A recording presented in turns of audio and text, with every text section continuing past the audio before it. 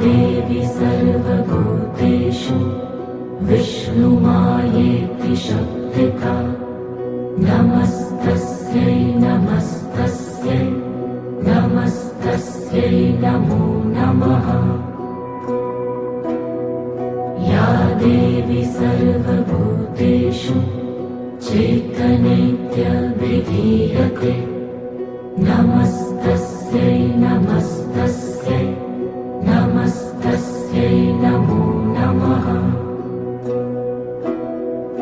या देवी सर्वभूतेषु बुद्धिरूपेण संस्थिता नमस्तस्यै नमस्तस्यै नमस्तस्यै नमो नमः। या देवी सर्वभूतेषु निद्रारूपेण संस्थिता नमस्तस्यै नमस्तस्यै नमस्तस्यै नमो नमः। या देवी सर्वभूतेषु क्षुधारूपेण संस्थिता नमस्तस्यै नमस्तस्यै नमस्तस्यै नमो नमः।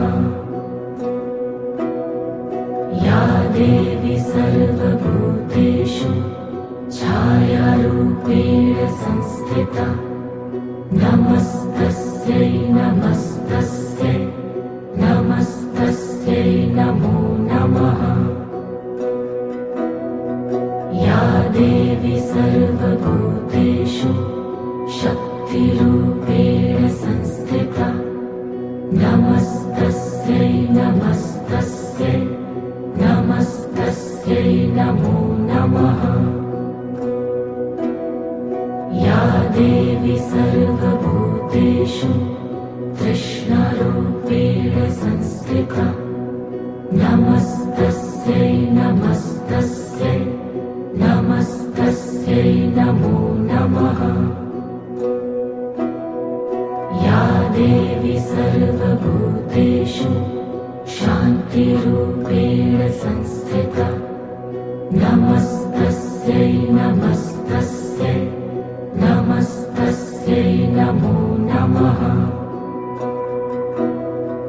या देवी सर्वभूतेषु जातिरूपेण संस्थिता नमस्तस्यै नमस्तस्यै नमस्तस्यै नमो नमः।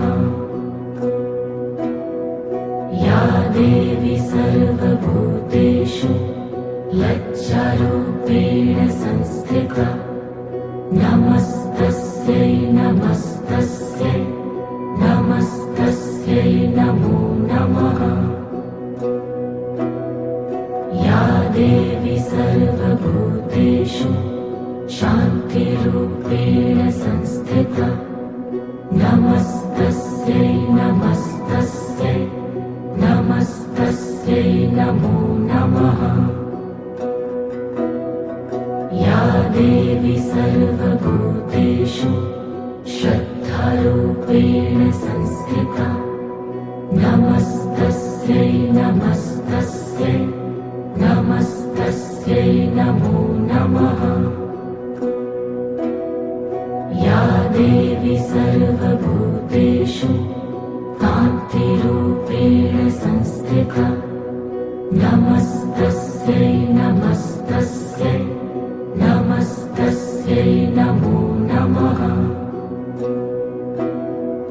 या देवी सर्वभूतेषु लक्ष्मीरूपेण संस्थिता नमस्तस्यै नमस्तस्यै नमस्तस्यै नमो नमः। या देवी सर्वभूतेषु स्मृतिरूपेण संस्थिता नमस्तस्यै नमस्तस्यै नमस्तस्यै नमो नमः। या देवी सर्वभूतेषु। જય શ્રી કૃષ્ણ। આજે હું વેદ મહિલા પાંખમાં આજે નિમિષાબેન થકી હું જોડાયેલી છું। તો એમને મને બહુ મોકો સારો આપ્યો કે હું મારી પ્રોડક્ટને સેલ કરી શકું. તો એના બદલ તમારા બધા નિમિષાબેનના અને તેના ગ્રુપના મહિલા મંડળને ખૂબ ખૂબ આભાર. શીતલબેન, કેવા પ્રકારની વસ્તુઓ છે તમારી પાસે? ખાલી ટૂંકમાં માહિતી આપશો. કઈ કઈ વસ્તુ લાવ્યા છો તમે આજે? મારી પાસે આવશે ટોયલેટ ક્લીનર છે, બાથરૂમ ક્લીનર છે, ટાઇલ્સ ક્લીનર છે, ફિનાઇલ છે, સાબુ છે, પાવડર છે, ક્લોથ વોશ છે, ડિશ વોશ છે. ટોટલી બધી પ્રોડક્ટ તમને સારી અને વ્યાજબી ભાવે અને આજે મળી તમે રહેશે. અહીંયા વેદમાતા મહિલા પાંખના નેજા હેઠળ જે આજે સમૂહ રાંદલમાના લોટાનું આયોજન હતું, તો તમને બધા બહેનોનો સપોર્ટ કેવો રહ્યો? તમને લાગ્યું ને કે આ વસ્તુ બધાએ ખરીદી કરી? કેમ કે ભાવે તમારો વ્યાજબી હતો અને મેં પોતે વાપરેલું છે, રિઝલ્ટ પણ બહુ ફાઇન છે. અને અમારા ગ્રુપનું એક એવું ધ્યેય છે કે બહેનો એક સાંકળ બનીને બધા આગળ આવે, બરાબર ને? એટલે બહેનો આત્મનિર્ભર બને અને બસ તમે તમારું વેચાણ થયું એ બદલ અમે રાજી થયા અને રાંદલમાની કૃપાબેન તમારા ઉપર રહે અને અવારનવાર કાંઈ પણ હશે તો આપણે રહેશું સંપર્કમાં. રાંદલ માતકી જય શ્રી માતા. મહેશભાઈ, જય માતાજી. શ્રી વેદ માતા મહિલા પાંખના નેજા હેઠળ માતાજીના લોટા આજે તમારા હતા, તો સુરત થી તમે આવ્યા છો અને તમારો અનુભવ કેવો રહ્યો? જમવાની વ્યવસ્થા, બહેનોનો સહકાર, બસ બસ. રાંદલ માત કી જય. જય શ્રી કૃષ્ણ બેન. જય શ્રી કૃષ્ણ. અમારે ત્યાં આજે વેદ માતા મહિલા પાંખના 46 લોટાનું આયોજન હતું, એમાં તમારા પણ માતાજીના લોટા હતા બેન, તો તમને કેવો અનુભવ રહ્યો? બહુ સરસ, બધાએ અમને સહકાર આપ્યો. આ માટે હું વેદ માતા મહિલા પાંખના સર્વે બહેનોનો હાર્દિક આભાર જમવાની માનું છું. વ્યવસ્થા ને બધું સરસ હતું ને બેન? જમવાની વ્યવસ્થા અને ખૂબ જ સરસ હતું. જમવાનું બસ બસ. રાંદલ માત કી જય. રાંદલ માત કી જય. શ્રી વેદ માતા મહિલા પાંખને લગભગ 4 વર્ષ પૂરા થઈને 5મું વર્ષ બેસી ગયું છે. ત્યાં સુધીમાં અમે બધા બહેનોના સહકારથી 500 થી ઉપર અને 800 આસપાસ સમૂહ રાંદલમાના લોટાનું આયોજન કર્યું હશે, જેમાં અમને બરડાઈ બ્રહ્મ સમાજના યજમાનોનો ખૂબ સાથ સહકાર મળ્યો છે. અને બહેનો છે એ સતત 3 દિવસથી આ કાર્ય કરે છે ત્યારે સફળ થાય છે.